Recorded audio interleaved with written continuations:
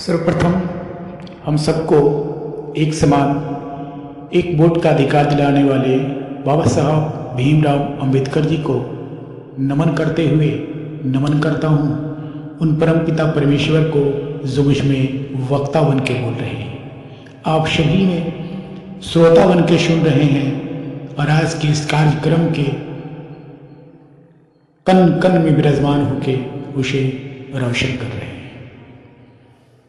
आज मेरा हृदय इस बात से असमंजस में है कि आखिर मैं अपने वक्तव्य की शुरुआत करूं तो कहां से करूं।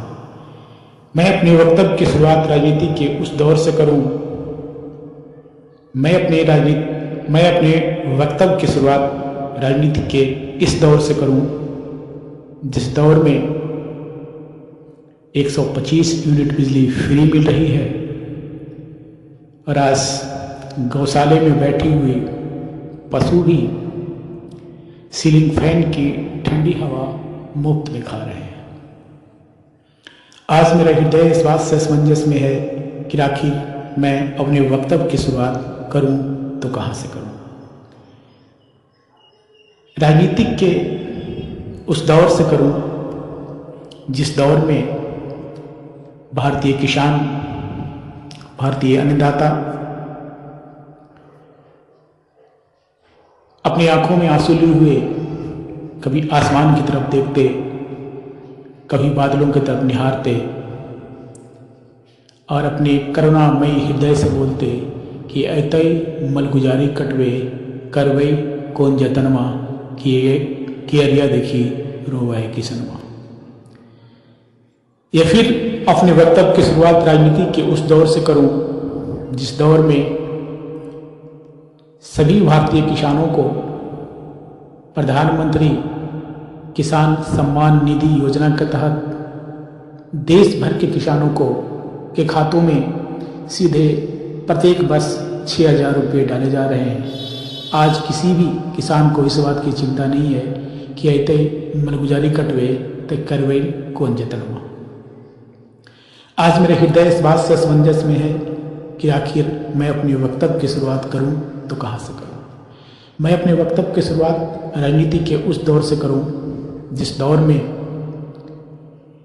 एक विधवा माँ के घर जब उसकी बेटी आती थी तो उस विधवा माँ को इस बात की चिंता होती थी कि उसकी बेटी जब मैके से विदा होगी तो एक जोड़ी साड़ी कहाँ से आएगी। या फिर अपने वक्तव्य की शुरुआत राजनीति के उस दौर से करूं जिस दौर में आज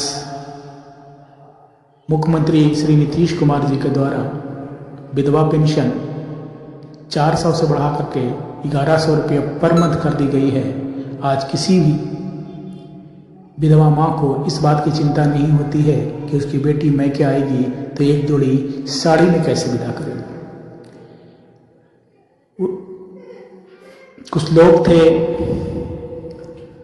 जो वक्त के सांचे में ढल गए, कुछ लोग थे जो वक्त के सांचे में ढल गए और कुछ लोग हैं जो वक्त का सांचा बदल रहे हैं।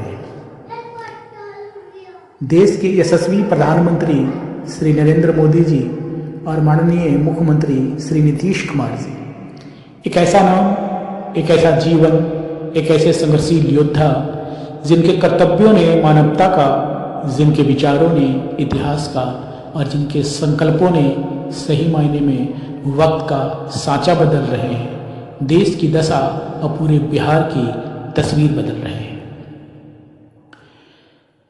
माननीय मुख्यमंत्री श्री नीतीश कुमार जी